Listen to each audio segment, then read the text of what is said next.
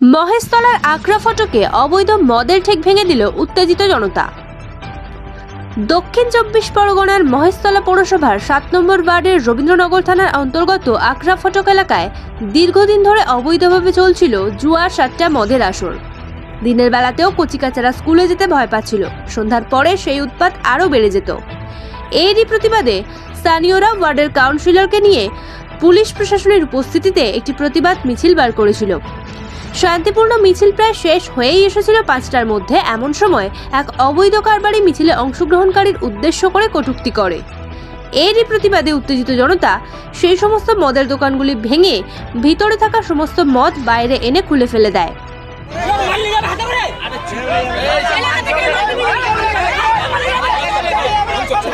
মদ খেয়ে রাস্তার মধ্যে ব্যাপক অবস্থায় পড়ে থাকে, আমাদের দেখতে খারাপ লাগে এবং ওরা তো দুর্নীতি নজরে দেখে আমাদেরকে এরকম ভয় লাগে যে আমরা স্কুলে যেতে বাধ্য হচ্ছে না, যে আমরা স্কুলে যাব না।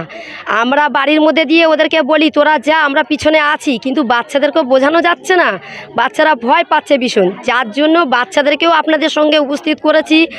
আর এটাই করছি যে আমরা এখান দিয়ে যে মদ বিক্রি করা বন্ধ করেছি, পাত্তা বিক্রি করা বন্ধ করেছি, গাঁজা বিক্রি করা বন্ধ করেছি, এখান দিয়ে মহিমের সঙ্গে সঙ্গীত অনেকগুলো দলবদ্ধা নিয়ে ধান খেতির মোড়ের মধ্যে বিক্রি করা শুরু করেছে। ওখানে বিভিন্ন রকমের মিটিং শুরু করেছে, গুপ্ত মিটিং, এই এনাকে মার্ডার করব, ওকে গুলি চালাবো, আমাদেরকে ভয় পাওয়াচ্ছে। আমরা কিন্তু ভয় করব না, আমরা চাই এই নেশা বন্দি করেই ছাড়বো। সমাজ বিরুদ্ধে লড়াই আমরা ছাড়বো না, পিছনে হাঁটবো না, আমাদের এই লড়াই চালিয়ে যাব।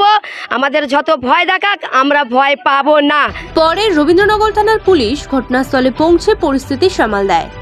পুলিশ সূত্রে দাবি, ওই অবৈধ ব্যবসায়ীরা ঘটনার পর থেকেই এলাকা ছাড়া। এখনো পর্যন্ত ঘটনায় কেউই গ্রেপ্তার হয়নি। মহেশতলা পৌরসভার 7 নম্বর ওয়ার্ডের তৃণমূল কাউন্সিলর সব্যসাচী বসুর দাবি, কতিপয় ব্যক্তি নিজেদের স্বার্থে এই ব্যবসাগুলি চালায়। স্থানীয় জনগণ যখন উত্তেজিত হয়ে সম্মিলিতভাবে আন্দোলন করছে, তখন এই অবৈধ ব্যবসা সম্পূর্ণরূপে বন্ধ হয়ে যাবে।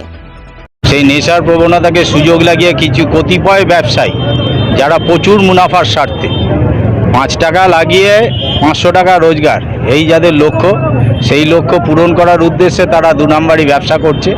এদের পেছনে মদত প্রশাসনেরও নেই, কারোরই নেই। এরা কিন্তু যেহেতু রিমোট এরিয়া, সেহেতু এরা প্রতিদিন এই গরিব মানুষগুলোর, অশিক্ষিত নিরক্ষর মানুষগুলোর অসহায়তার সুযোগ নিয়ে এরা ব্যবসাটা করে চলেছে। এই অঞ্চলে, যে অঞ্চলে ব্যবসাটা হচ্ছে আপনারা দেখেছেন, একেবারেই রিমোট এরিয়া।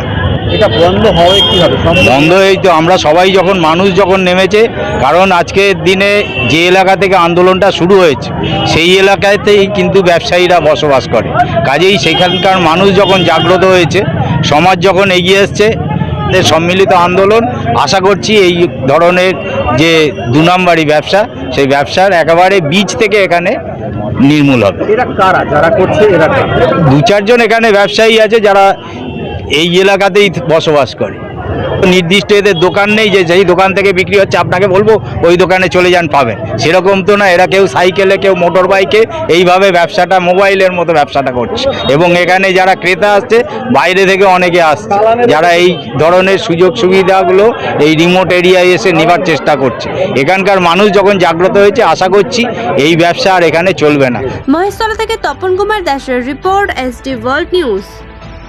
নতুন খবরের আপডেট পেতে আমাদের চ্যানেলটি সাবস্ক্রাইব করুন এবং বেল আইকনটি প্রেস করুন।